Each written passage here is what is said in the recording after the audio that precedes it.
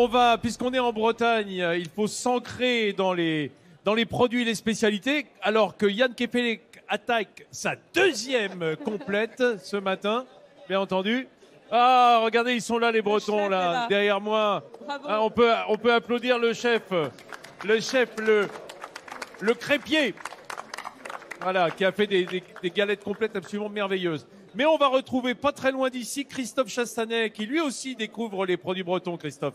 Mais oui, parce qu'on pense poisson, on pense crêpes, on pense évidemment fruits de mer, mais je trouve qu'automatiquement on devrait penser andouille quand on arrive en Bretagne, et ça tombe bien parce que sur l'espace ici, qu'est-ce qu'on voit? On voit l'andouille de Pierre-Alexis. Pierre-Alexis qui travaille avec son frère et son père dans l'entreprise familiale. Vous faites véritablement de l'andouille de Guémené, prouvez-le. Voilà, on fait une véritable andouille de Guémené à l'ancienne. Je peux le prouver parce que vous voyez les produits qui sont là. C'est une véritable andouille de Guémené à l'ancienne parce que elle a une couleur de bois comme ça claire, elle n'est pas noircie au caramel, pas de sel nitrité, pas d'arôme artificiel. Elle ressemble pas à celle que j'achète habituellement. Voilà, elle est plus claire, vous voyez. Et donc, on rappelle ce que c'est qu'une andouille. Alors, une andouille, une succession de boyaux. Un cœur de boyau, un cœur de chaudin, le plus fin possible, avec une succession de chaudins enfilés les uns par-dessus les autres, un peu comme des chaussettes. Voilà. Donc produit beaucoup de travail. d'exception, c'est pour ça que ça coûte cher. Alors, cher, en tout cas.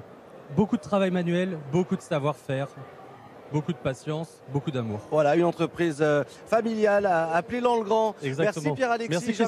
J'amène mes andouilles, mais on change si vous voulez de banc. Et on va sur l'espace consacré aux poissons. Vous êtes en direct du port du Guilvinec. Les poissons, tous ces poissons que vous allez découvrir sont arrivés ce matin. Et je salue Thierry qui est poissonnier et qui est en train de préparer du lieu jaune, celui que Yann Kefelec a goûté avec la crêpe. Et pourquoi pas boire un peu de cidre? Ce serait une bonne idée, non? Qu'est-ce que vous en pensez, vous qui êtes œnologue? C'est toujours une très bonne idée de penser au cidre tout au long du repas, à l'apéro et même en dessert. Alors à boire avec modération, à l'évidence. Il y a environ 80 producteurs de cidre en Bretagne, autant de producteurs, autant de cidres différents. Et vous mettez l'accent sur deux en particulier, pourquoi? Ce qui est intéressant dans une dégustation, il faut que ça aille vite. Et pour montrer tout le panel de ces 80 cidres aux gens, c'est plutôt compliqué. Donc là, on a choisi de prendre deux cidres vraiment très différents les uns des autres, je vous dirais, pour présenter les... Alors, il y en a un qui nous vient d'une variété de pommes.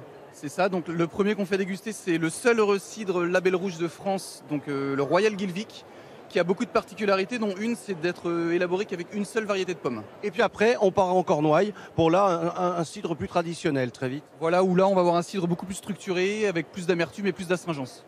Et là, vous pouvez le déguster avec le fromage de René qui est fait dans la région là-bas. Voilà, le cidre et les produits. Voilà qui est bon, voilà qui est pour toi, mon cher Vincent, ainsi que tes invités. Vous êtes beau, monsieur, avec vos marinières, messieurs. Là, les deux Bretons, là, ils sont parfaits. Alors, il y en a un autre qui nous aide bien ce matin, qui est à la dégustation. Il déguste pour nous, en fait. C'est Christophe Chastanet, notre camarade de France 3 Pays de la Loire.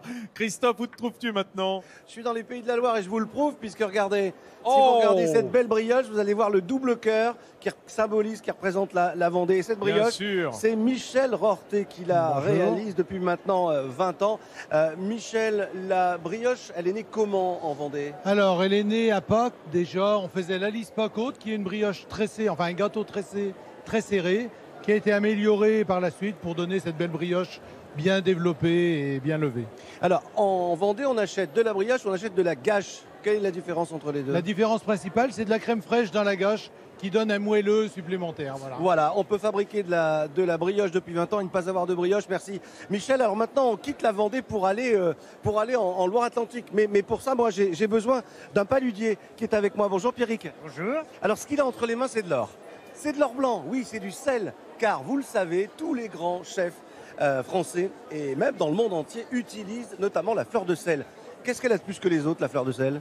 La fleur de sel, c'est un produit qu'on retrouve à la surface de nos œillets. Donc on la ramasse délicatement avec nos outils. Et on la cueille, même l'on dit.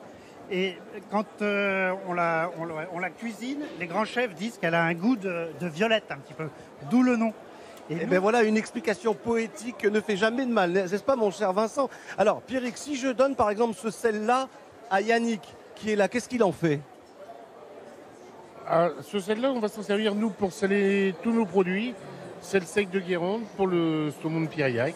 Alors 15-20 heures pour un saumon qui n'est pas de Périac évidemment, mais qui est d'Écosse. Et puis une bonne semaine de repos avant de le vendre. Voilà, c'est ça, tout à fait une semaine de repos avant de le commercialiser, afin qu'il s'affine complètement dans nos laboratoires. Voilà, ce qui est bien ici au Salon de l'Agriculture à Paris, c'est qu'on apprend des choses même sur sa région.